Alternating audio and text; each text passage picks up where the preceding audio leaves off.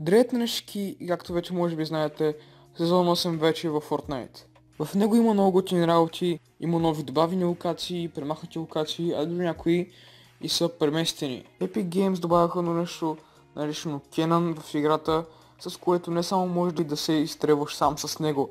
Също самолетите са премахнати, което е много яко и някои от звуците на оръжията са променени. Също има битка между трите кралства, ако мога така да ги нареча, леденото на Ice King, на пиратите и лава кралството, т.е. вулкана на Прайзнера. За сега Ice King е взел най-голямата част от мапа, но нищо не се знае какво ще стане в бъдещето. Битката между Ice King, затворника и пирата определено в момента ни прави много хайпнати и ни кара да сме любопитни, да се чудим какво ли Epic Games ще измислят и какво ще стане с мапа. Обаче с времето ще разберем.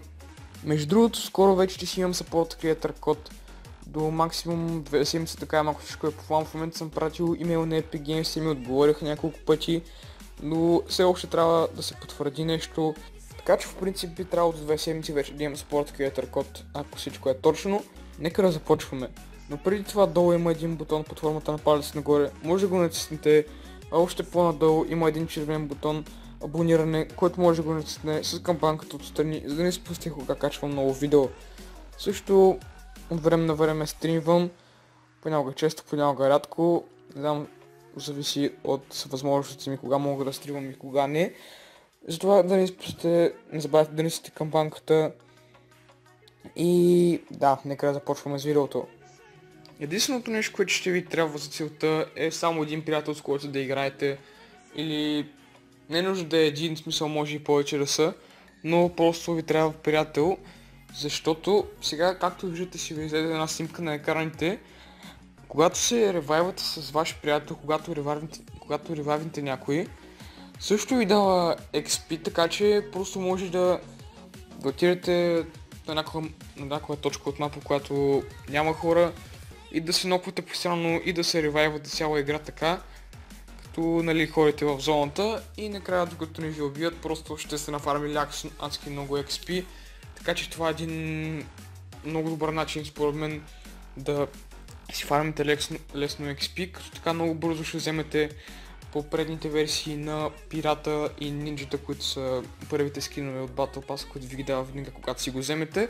А Battle Pass, както може би вече знаете, е безплатен и почти всеки го има.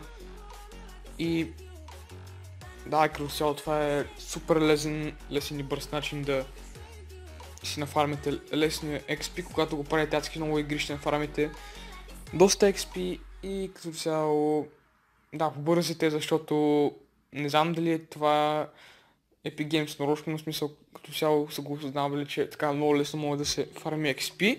Затова сега е шансът ви да взимате XP от ревайване преди Epic Games да са го премахнали, защото не е 100% сигурно, че ще е завинаги в играта.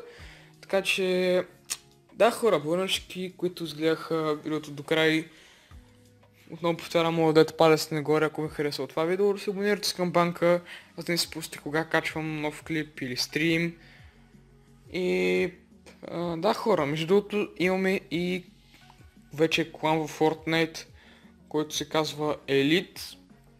Имаме Discord сервер, може да влезете долу в описанието в него, още е нов клана, наскоро го създадохме с един приятел, Мартинес, той също има канал, казва си Мистер Мартинес. Сега ще ви излезе тук някъде би трябвало. Също долу описанието ще е каналът му, така че да, хора, които искам да влезе в клана и ура, че гледахте. Чао!